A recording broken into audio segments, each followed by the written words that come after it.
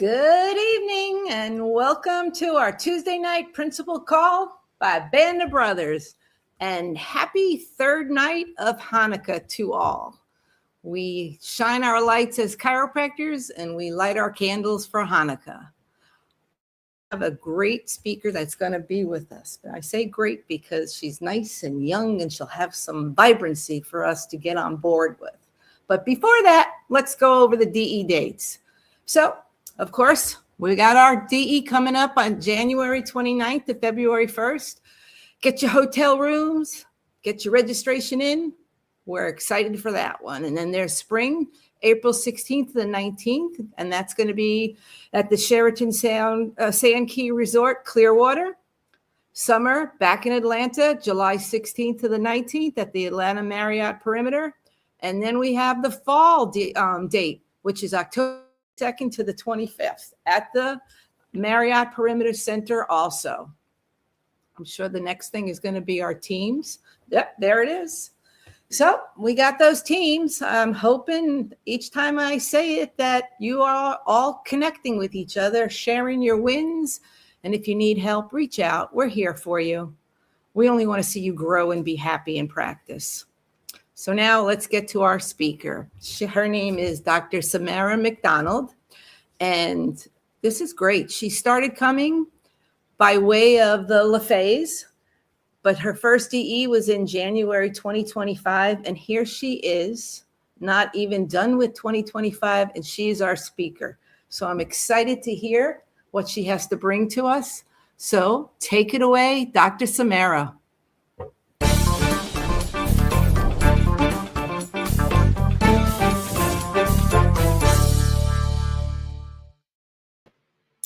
Hello, everybody. Thank you so much for having me on tonight. I wanted to tell you a little bit about how I kind of started in chiropractic and where my journey has taken me now. But I wanted to start off with just my big idea. And it definitely has come to me through all of the DE meetings I've been at. And it is when you know why you do what you do, you can give, love, and serve from a place of abundance, and people can feel that certainty. And the main thing is chiropractic works whether you believe in it or not, but your purpose as a chiropractor really determines how powerful you deliver your message. And that's really what I'm going to be focusing on, because my story at the beginning when I started to practice, I didn't have a purpose. So I definitely was lacking as a chiropractor in the way I was serving my patients. To start off with, I grew up in a principled chiropractic office. I have pretty significant scoliosis, so that's how my chiropractic journey started. We went to the chiropractor if we were sick. We went to the chiropractor if we were stressed. We went to the chiropractor for everything. So I understood what chiropractic was doing for me, was doing for my family. And I thought the transition after I went to chiropractic college to practice would be seamless and easy, because I thought because I loved chiropractic, it meant I would love practicing. And I was very wrong about that. I practice in Canada also, so I went to the Canadian school here. So that was a little bit a part of my transition too, because we did not learn the principle in school. And that was also very surprising to me.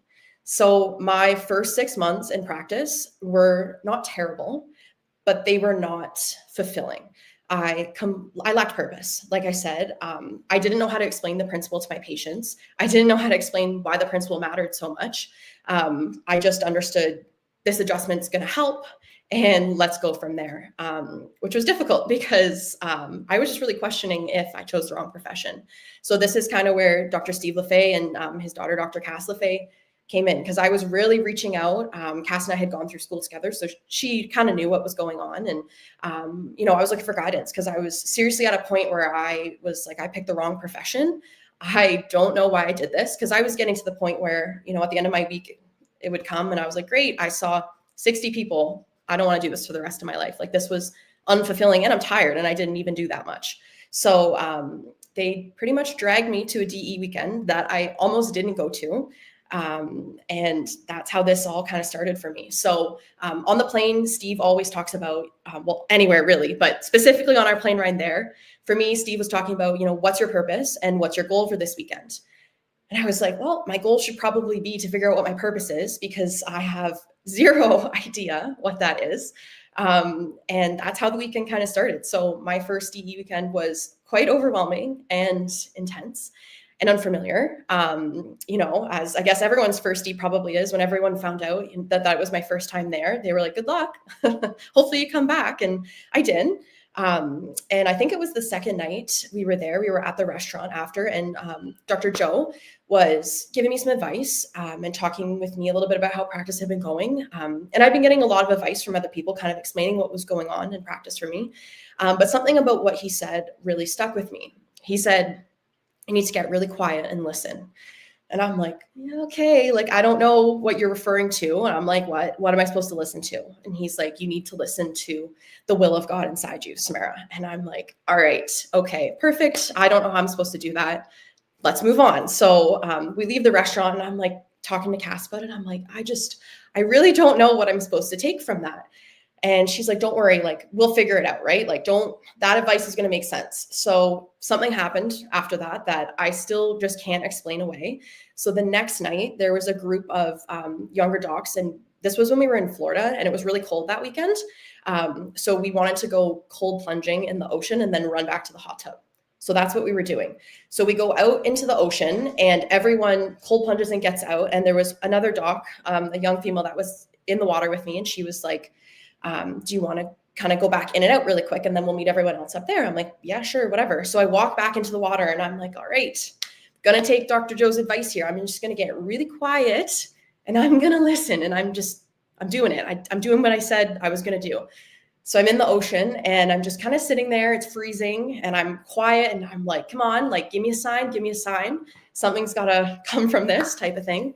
Nothing happened. So we're walking up the beach, we're walking out of the water, and the beach is like, I don't know, maybe like 400 meters from where the hotel is, as you guys all know. And we're walking and she starts asking me, like, do you believe in God? And I'm like, yeah, like, I don't not. I didn't really know what I believed in. And as we're having this conversation about, my spirituality through my whole life, this helicopter comes out of nowhere, literally nowhere, shines a light, like a search and rescue light down. It hits me, barely touches her, comes back up, and then flies away. And I'm looking at her and she's looking at me and I'm like, holy shit, maybe I do believe in God. Like, literally right after we're talking about this. So, lots of tears. And I was like, all right, that might be a sign, right after I just got real quiet and listened. So that was pretty insane. So the next morning at breakfast, I go and find Joe and his wife, Britta, and I'm like, this is what happened. Like, can you guys believe this? What do I make of this? And Joe, very calm, he was just like, this is a sign, Samara. This is a sign from God. And I didn't have all the answers yet, but something for sure had shifted inside of me. So flying home, I felt energized. I felt ready to go back to practice. And I kind of fell in love with my job again. So I'm like, oh, this is good. I could do this again. So that Monday morning, I'm driving into work and I realized I was humming. Work is fun. I love to work. And I called Cass right away and I'm like, you're not going to believe what I just hummed. Like, I didn't even think I liked my job. Like, I'm humming this on my way walking into the clinic. This is insane. So my practice exploded since my first DE, which was January of this year. So not even a year ago. I've tripled what I was seeing previous, which is just like, I'm so blessed for that. DE taught me how to speak to principal and gave me purpose. But the confidence I got through that taught me how to go out and learn how to do my own marketing and my own ads. And that's really what started generating a lot of the new patient leads that were coming in, and then my internal referrals from there. But purpose for me really wasn't just about success in that, because I didn't want to fixate on the numbers. I wanted to fixate on service of the patients, because that's really what I figured out my purpose was from the whole weekend. It was to give, to love, to serve from a place of abundance. And I wasn't trying to expect anything in return. So it was like this new balance of, don't fixate on your number that you want to hit, but fixate on it because you want to serve that many people. So that was a big transition for me. And, you come back from a DE, you're on fire, and then up and down, the world kind of gets you down a little bit. So I was doubting again one day, and a patient gets up off the table who was a tricky patient to begin with. I love her, but really didn't want to be touched. So I was doing very, very light work with her, and she's crying after I get up off the table. I'm like, oh man, like, I don't know if I went too hard today. Like, and she gets up and she's like, Samara, like, I prayed to God for you. I was in so much pain that I physically could not function. So I got on my knees and prayed. And then I saw your ad the next day.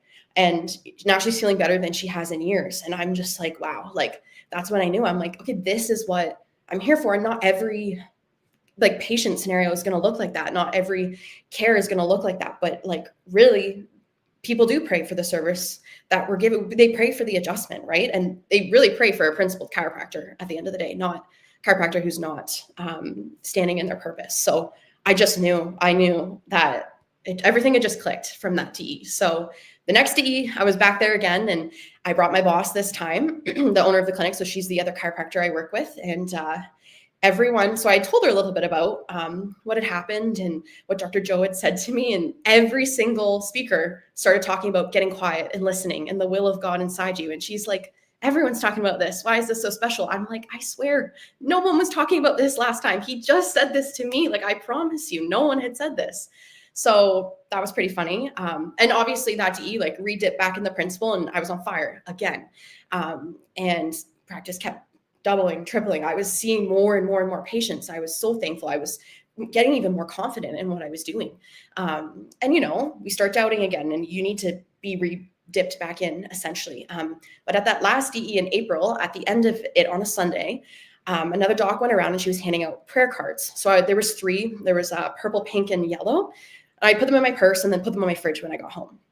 So then in August, again, after, you know, a couple months go by after a DE and you're feeling down again. And I was definitely doubting my job, doubting my faith a little bit. I had become a Christian also since my first DE in January, which was a huge thing for me growing in my faith like that.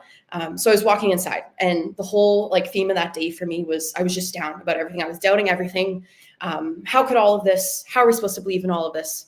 Whatever. And we walk inside and something falls off my fridge. So I go down and I pick it up, and it is, I have it with me. It's this pocketbook prayer for growth. And if you were at that DE, you probably got these too if you stayed on a Sunday. So I'm just going to read it for you guys. So it says, as I step into this journey of service and healing, I know there will be moments filled with joy and purpose, as well as times of doubt and challenge. I trust in your divine love to guide my hands, my heart, and my spirit with wisdom and grace. I believe that true success blossoms from a heart rooted in compassion and faith. Enter my soul and renew my strength each day. When my faith feels as small as a seed, remind me of its potential to grow into something beautiful and strong. When my faith stands tall like a mighty oak, let me see its purpose to nurture, comfort, and provide care for those seeking healing under its branches. Help me approach every adjustment with humility, tenderness, honoring the sacredness of each life I touch. While growing my practice is a meaningful goal, growing in faith and service will always be my highest calling.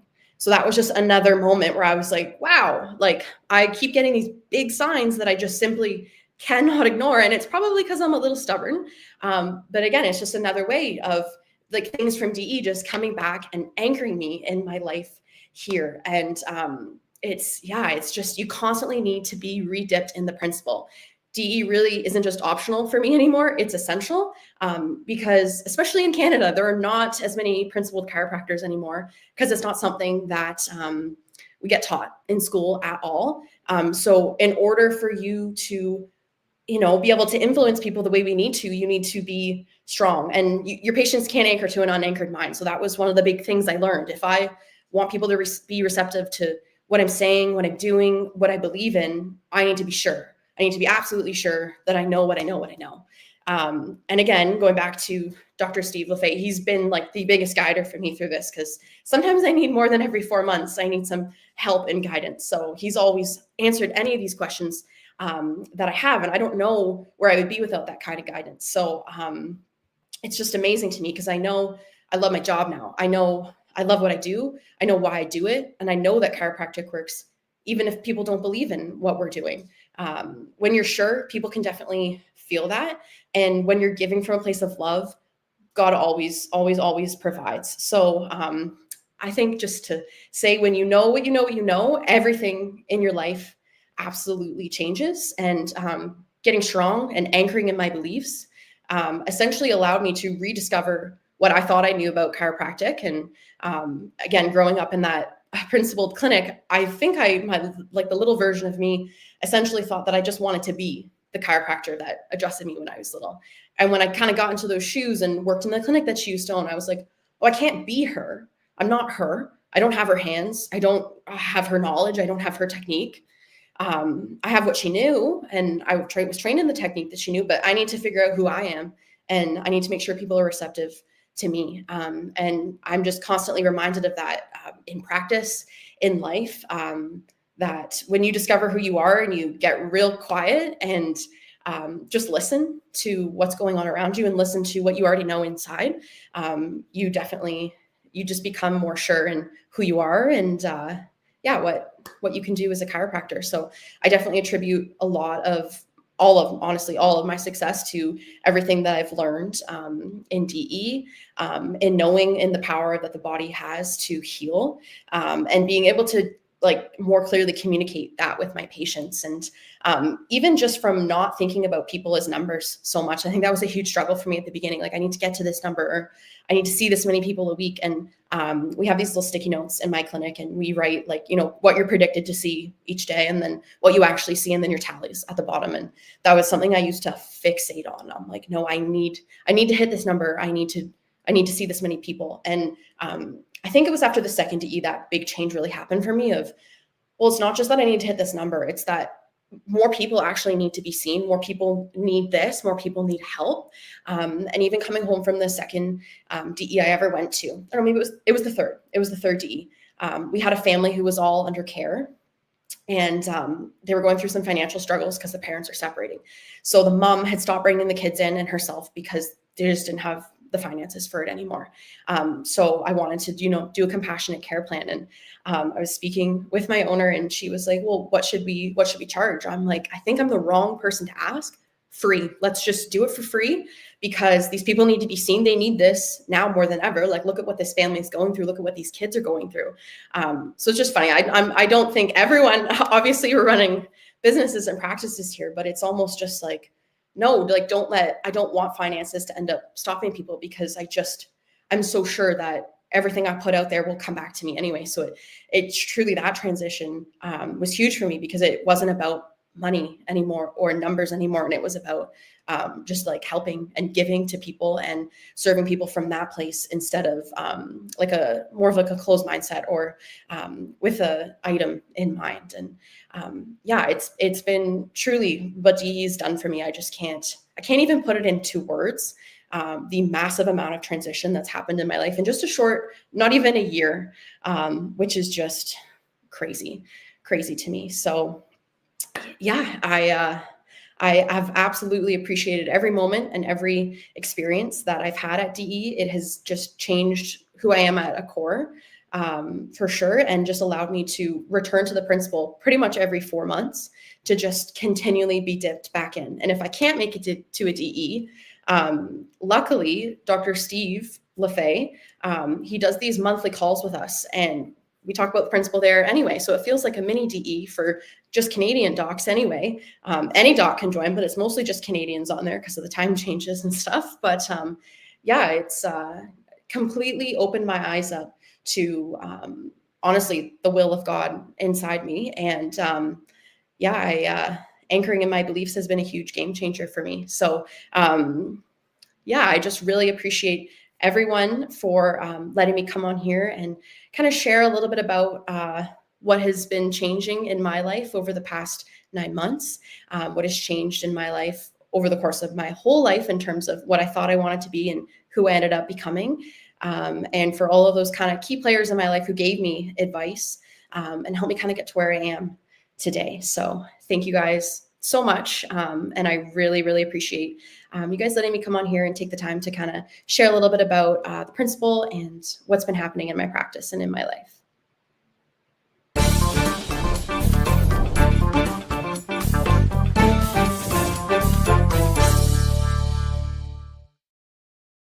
That was awesome.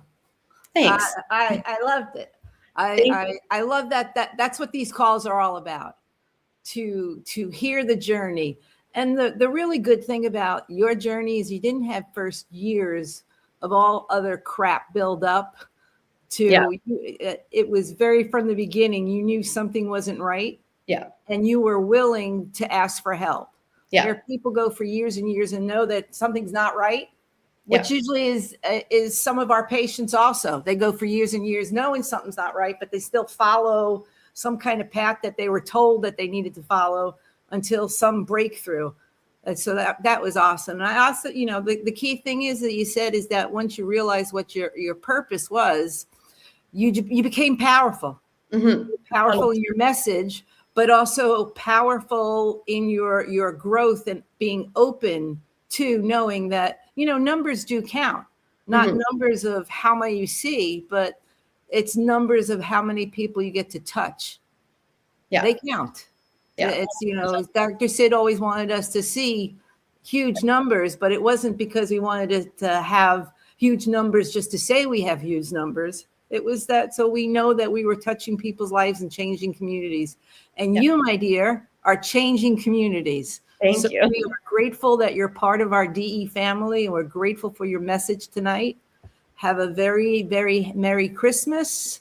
Thank And you. we'll see you Happy at the end. They'll see you. Thank you. And we'll see you at the end of January. I'll give you a hug in person. Absolutely. Good night, everybody. We love you.